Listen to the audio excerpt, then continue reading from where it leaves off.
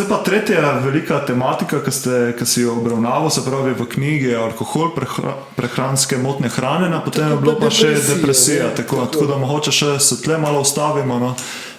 Ja, pri depresiji so bili pa tako rezultati najbolj, presenetljivi. Depresija je najbolj pogosta motnja duševna med športniki.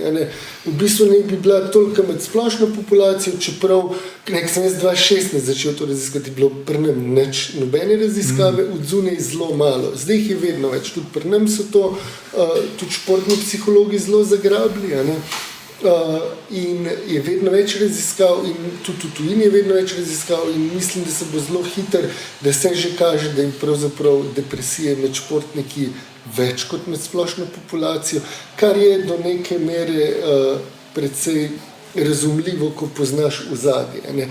Tudi največ športnikov pravzaprav je spregovorilo o depresijah, od Lindsey Vonn do Williams sester, mislim, da Serena, sem ne me zdaj za besedo držati, do kup nekih nogometašev, Iana Thorpa in tako naprej. Pri nam Brigitte Langerholz je imela težke epizode depresije. Samo vse to se zdi, ker potem te športniki govorijo, da je to zelo daleč od nas, tukaj od dogajanja v Sloveniji ali pa od telovadnic, v kateri mi treniramo in kada se nas to ne more dotakniti.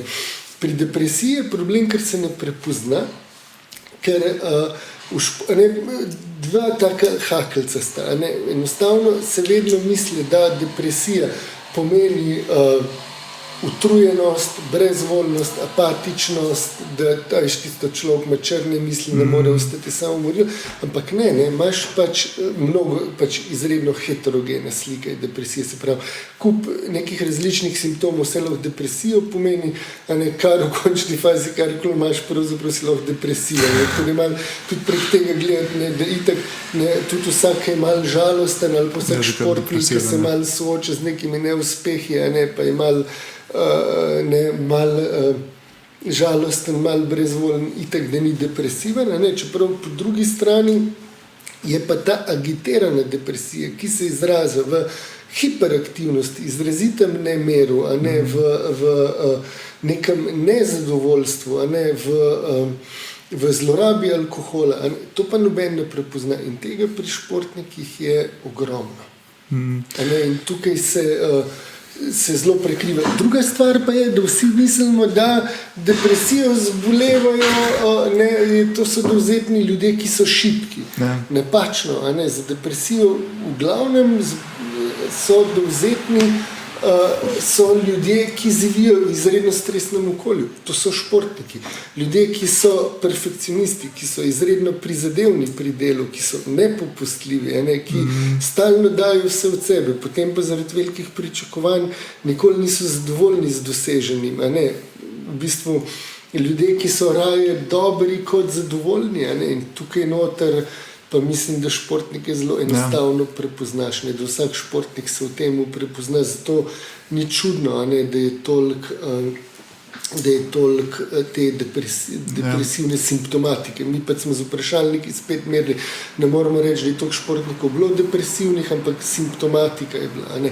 Hkrati imaš potem, če že, vsi mislijo, da je športnik pretreniran, ker simptom, vzrok, globoko v notranjosti je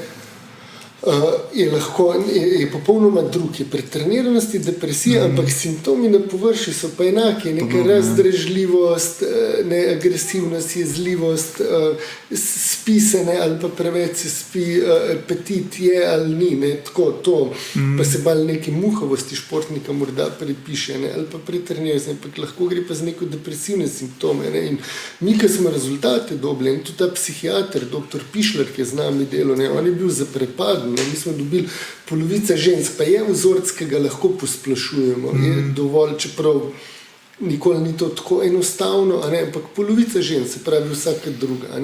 33 so, se pravi dobra tretjina vseh športnikov, ki so sodelovali, se pravi vsak tretji športnik. Zdaj so seveda neke omejitve, vprašalniki smo delali, niso bili klinični testi, čeprav tudi pri kliničnih testih je to zelo neupremljivo.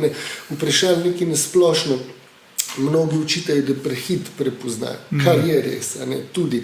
Čeprav po drugi strani sem sodeloval lani na eni znanstveni konferenci v Mariboru, je profesorica dr. Jureša, ona je Zagrebčanka, je specializirana z družinske medicine, ona je rekla, dajo te teste splošnem duševnem zdravju, ko delajo pri adolescentih preglede in daleč najslabše rezultate imajo vedno športniki. Ne? Tako da to tukaj se ujema. Ne?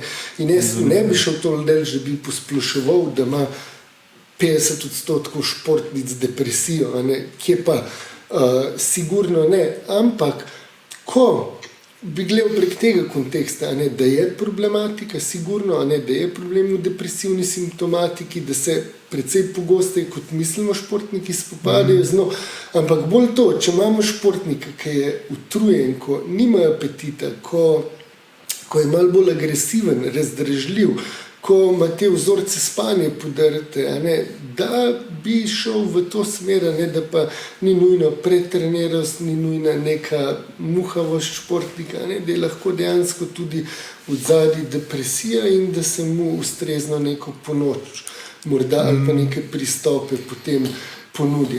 Tako, na ta način bi tukaj gledal. In pa še to, kar pa lahko primerjamo, gledamo pa teste, same teste, ki smo jih mi uporabljali, jih pa tudi v tujini. In tukaj so pa naši športniki precej izstopali napram, precej višjo simptomatiko, so imeli precej višje točke, so na testih dosegali kot v tujini. Tako da tudi, če že po rezultatih prednačimo tudi po tej simptomatiki.